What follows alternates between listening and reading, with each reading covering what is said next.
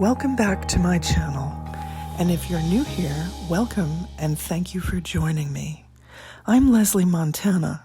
I'm an artist, designer, and Reiki master, and I love exploring at the juncture where reality and dreams meet. That's my hand you see in the video, and I'm working on a painting called Reddest Rose. This watercolor is a remake of a piece I did a while back. I don't think I've ever recreated the same painting, so this is a first for me. I posted the original, which I no longer have, on social media during the quarantine of 2021. I had so many inquiries, I decided to repaint it and show my progress in a series of videos. This is an excerpt from my online workshop, Raindrops on Roses. Here I show it sped up quite a bit, but this will give you some idea of how I work. In my workshop, participants receive links to downloads so that they can follow along with me if they'd like. But most just listen and interact, taking in all that's new the very first time, and then the replay is available to watch afterwards. All levels are welcome as we uncover your genius and your innate capabilities, even if you've never touched a paintbrush. Beginner's Mind is really a great place to begin. You can find out more about Raindrops on Roses and how to join in on my website at www.lesliemontana.com and through the links that I've provided in the description box below. I hope you'll consider joining me if you haven't already. In this video, I'll be talking about the nature of creativity and creativity as a form of literacy. Most of us are aware that our education systems have all but eliminated curriculums having to do with the arts, casting subjects such as art in a way that diminishes its importance as a life skill. Ironically, I've noticed that all the while the DIY movement, that is, the do-it-yourself movement, has surged because so many people love creating. It gives us such a sense of satisfaction. And while it's fairly easy to get into all types of crafts, it's much more challenging to acquire skills such as painting and drawing. It all starts with appreciation. I loved art from a very early age. It was magical to me. I was excited by what I saw in picture books and wanted to know more about it. I also played among roses and other flowers as a small child, which had a deep and lasting effect on me. I went on to study art in school, and here I am today. Had my creative nature been ignored, it would have atrophied and become dormant. Creativity is a form of literacy. I see it as a high form of literacy.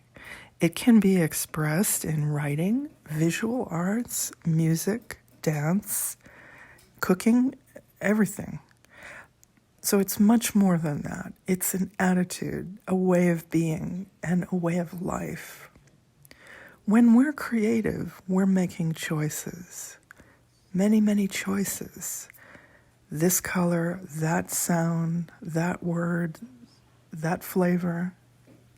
In my work, many small choices add up and become a finished painting. Brush strokes, like thoughts and feelings, have a life of their own.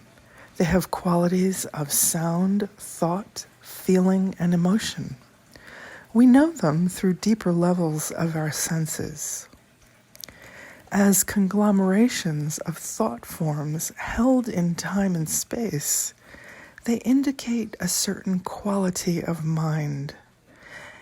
And as art, we can revisit them over and over again. They're alive and may appear differently each time we look, as if we're in dialogue with them. When we see a work of art, hear music, or read something we find moving, we often recognize the artist. The thread that runs through their work becomes like a signature, a fingerprint. It's an invisible energetic that's captured in form that we just recognize and know right away. It's the energy and quality of mind in a work of art that we gravitate toward. Does it match our vibe? Does it speak our language? Does it touch us? Are we curious? We love and appreciate the ineffable that's present in art. It's what we actually value most. And sometimes, to our surprise, that thing we value most turns out to be non-physical, even though we may be looking at a physical object. Art is one of the few things that sits at the juncture of becoming. It has the potential of closing the gap between the realms of imagination and our terra firma reality, or what we think of as reality.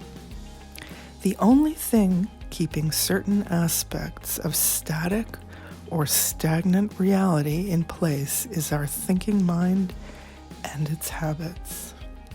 Our creative nature is vast and holds keys that can help us live more fulfilling and enjoyable lives.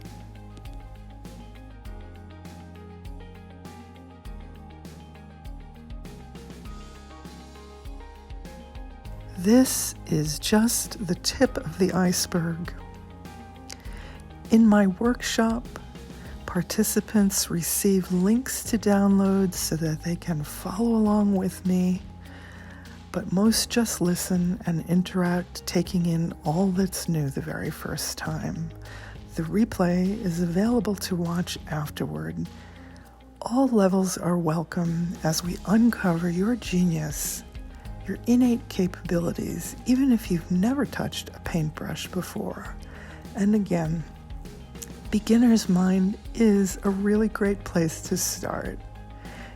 You can find out more about Raindrops on Roses and how to join in on my website at www.lesliemontana.com and through the links that I've provided in the description box below. I hope you'll consider joining me if you haven't already. And till next time, thank you so much. Enjoy being creative.